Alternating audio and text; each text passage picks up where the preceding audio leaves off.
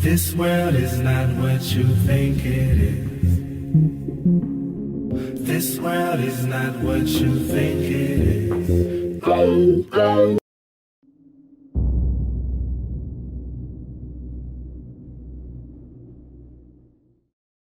Well, gentlemen, I thought it would be a good idea in this age of free thinking and things like that to bring back the spinning ball Earth. Spinning ball Earth. Spinning ball Earth.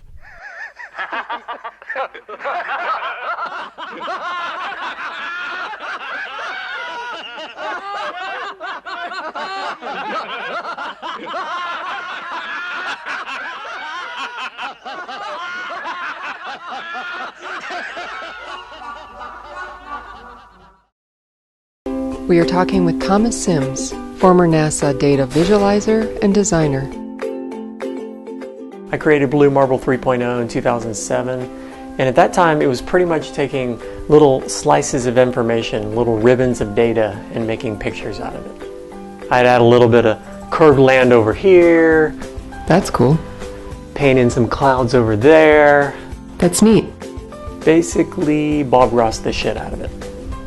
What was the turning point? I just started speculating that the images that were coming in from the moderate resolution imaging spectroradiometer was a bunch of bullshit. NASA was showing me what they wanted me to see, and then I was applying that to a globe model. So what did you do? I started watching some high altitude blimp footage, doing some simple math. The horizon is always flat no matter how high up you go. I was zooming in on boats that had apparently gone over the horizon, but with technology, it brought them right back. Looking at Chicago that's 52 miles away that should be under 1,600 feet of curvature. I took a few flights in the southern hemisphere that made no sense at all. Basically all of the things that you would do if you're trying to debunk the flat earth model. And I was like, holy crap, it's flat. Then what happened? I told NASA, I said, guys, just give me the original ribbons. And I want to see the original data. And they said, oh no, we trashed those. So I started snooping around the ribbon room. Guess what? In the break room trash can, I found the original ribbons. So I started piecing it back together. What did you find? This is what the Earth really looks like. You taped it back together? It is arts and crafts, but it has to be. It is arts and crafts, but it has to be. It is arts and crafts, but it has to be.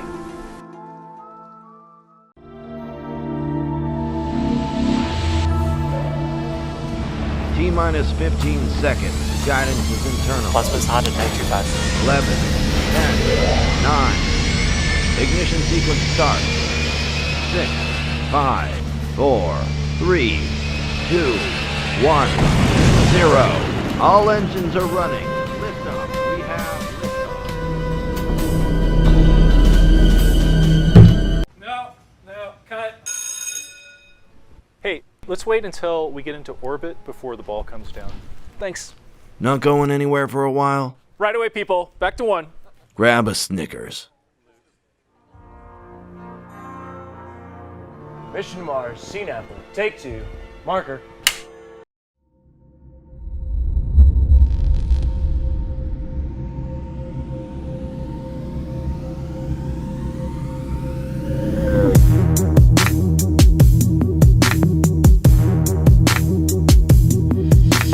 They see me revolving on their TV.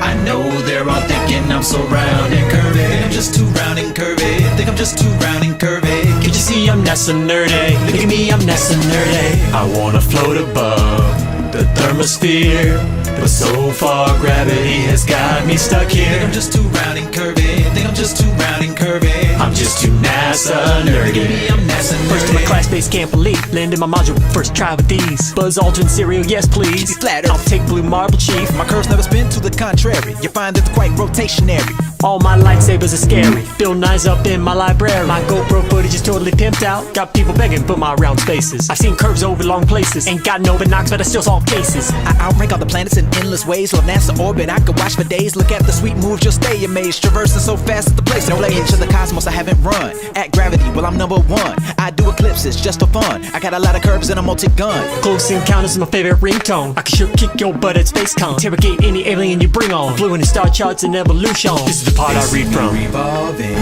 in the movies. I know in my heart they think I'm round and curvy. Think I'm just too round and curvy. Think I'm just too round and curvy. Can't you see I'm NASA nerdy? Look at me, I'm NASA nerdy. Wanna be motionless like the flat earth. All this spinning showing off my pecker. Think I'm just too round and curvy. Think I'm just too round and curvy. I'm just too NASA nerdy. How'd I get so NASA nerdy? I've been browsing, inspecting. Go busters, you know I tune in. Foil opinions and deconstruct them. Freeze-dried ice cream, no, it never leaves me bored. Shopping online for deals on rare NASA media. Regurgitate Wikipedia. I memorize the books really hard. I can recite it right now and conjure up dark matter.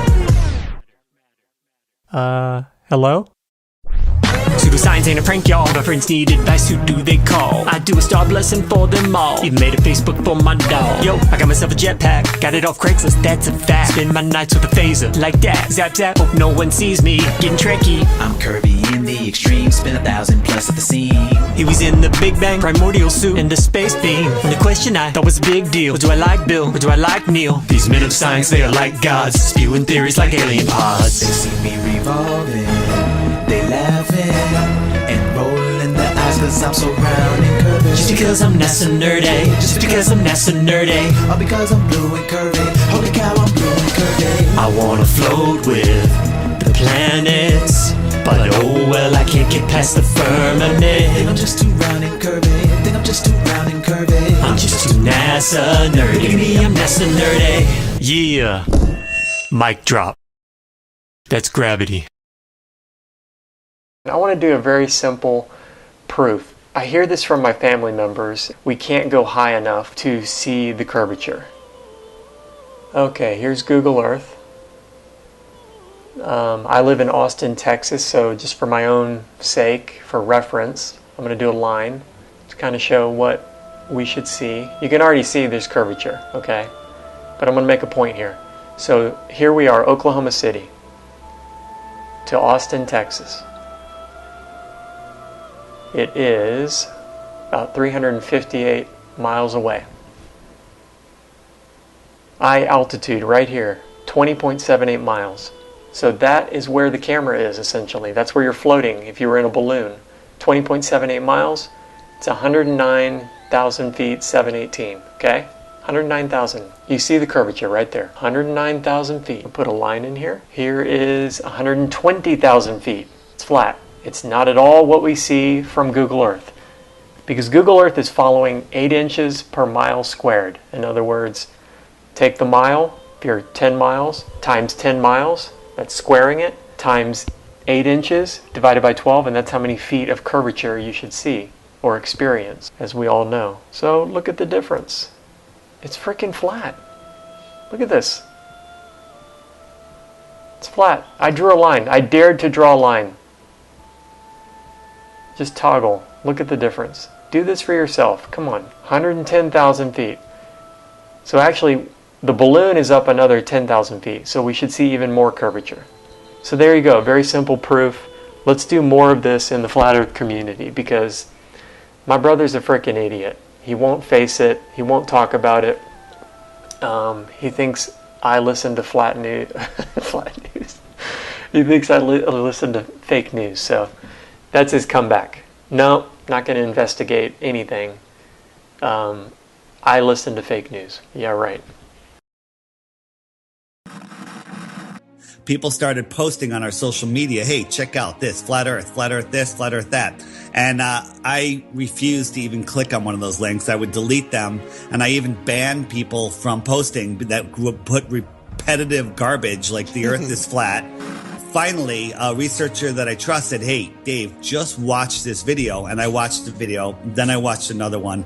Then I watched another one. And after watching a whole bunch, I said, okay, I'm going to go in and debunk this. And that's the greatest thing a ball believer can do, is go in and try to debunk the flat earth. Because if they do it with a rational mind and using the scientific method, they will come out on the other side knowing that we do not live on a spinning ball flying through space at ridiculous speeds in 4 different directions at once, where the stars reset every year to the exact same position.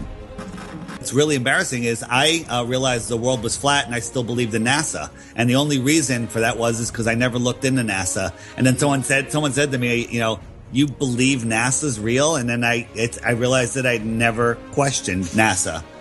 Somebody said, you believe we went to the moon? And I'm like, yeah. And they're like, have you ever looked into it? I'm like, no.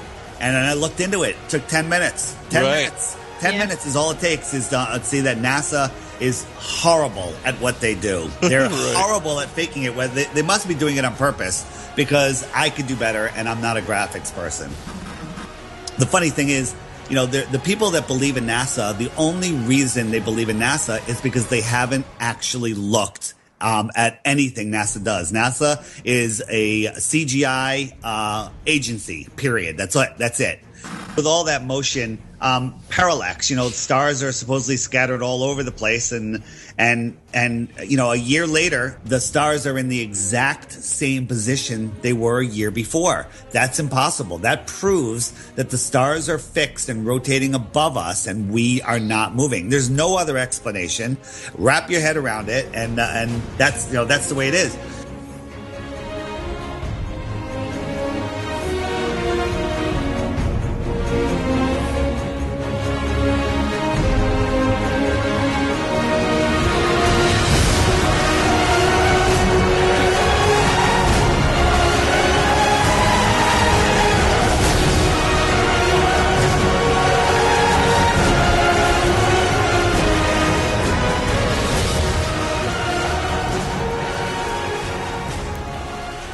Mine's not working. Just tilt the marshmallow, Charlie. Still not working.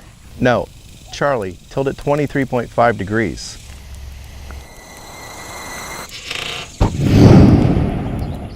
Oh yeah. There you go. Warning.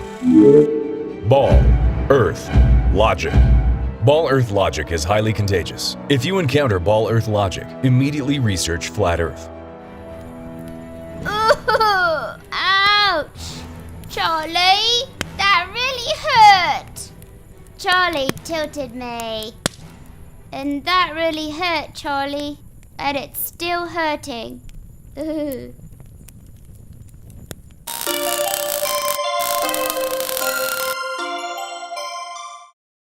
In 1957, the Soviet Union launched the world's first satellite into space. Since then, about 8,000 satellites have been launched.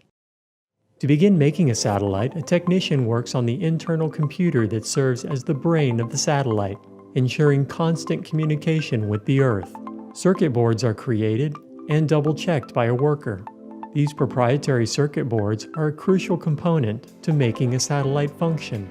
A robot makes high-tech maneuvers behind a metal cage and pre-assembles the heavier sections of the satellite.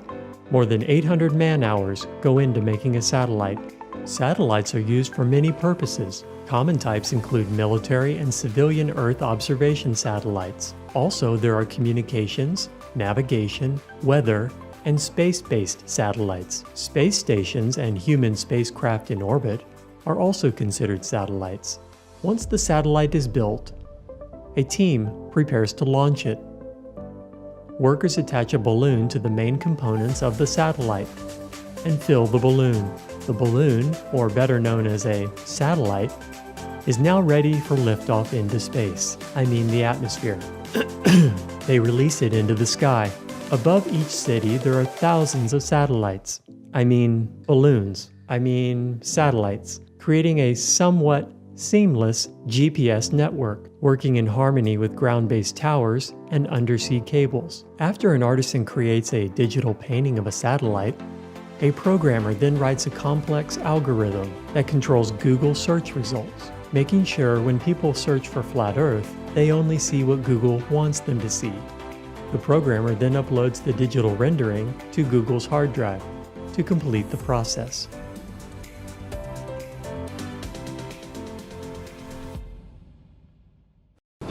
Hello, Jaron of Jaronism.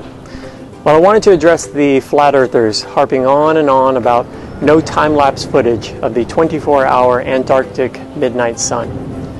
Well, I can assure you, as a Southern Hemisphere scientist, a very seasoned one, the midnight sun does occur.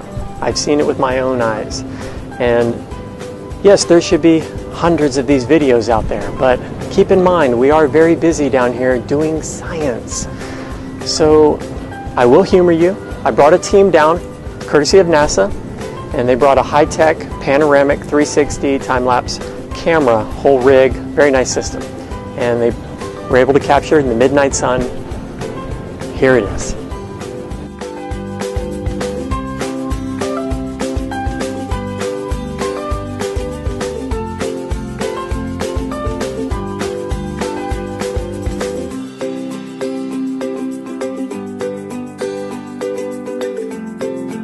As you can see, Jaron, we really do have a 24-hour midnight sun down here in the Southern Hemisphere.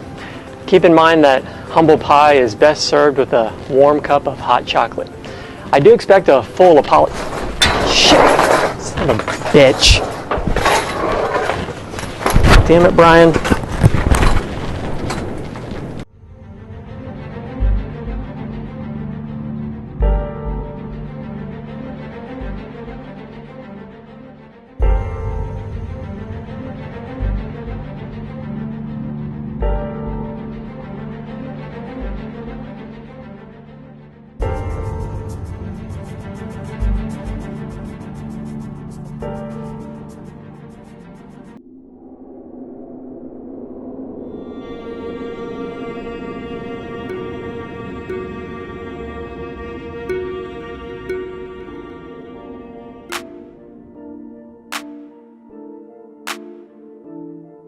Yeah, Tommy Sutherland's 11 years old. He's so attentive in class, repeating what he's told. For a boy his age, he looks ready to fly. He also happens to dress just like Bill Nye. He enjoys learning about all the planets and such, though he'd rather be outside, experimenting much. There he could reflect on the theories they presented and ponder dark matter, alone and tormented. Tommy shines when his teacher calls for an answer, but believes something's amiss, something quite deeper. One night, reading about the curve of the ocean, he came across a rather impossible notion. Such horrible news, most would not survive. Could the earth be flat? Hidden by lies? He dug out his telescope from his pop shop, went to the beach to test the earth's drop. But what would arise as he gazed over the pier? The land and a boat that had just disappeared.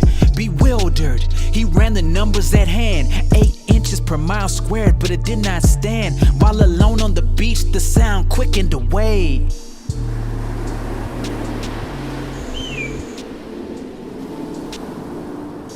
A quiet voice spoke deep inside. I created it all with you in mind. Tommy tried to talk, but he just couldn't speak. The years of indoctrination that made him weak. So he dropped to his knees and scrawled up in the sand, I am a new person and a part of your plan. He started a group, 2 friends and his dog. Together they searched for answers there in the fog. They didn't just shine a light on the academic crimes. They run tests outdoors most of the time, while other kids repeat theories like they've won. This gang is about action, not to be outdone. They collect real data under the stars. Planets are lights, close up rather than far. As the sun comes round, it's a perspective thing. The moon's its counter, very near we've gleamed. The family did jest, you're crazy with no cred. These experiments you do, they're all up in your head.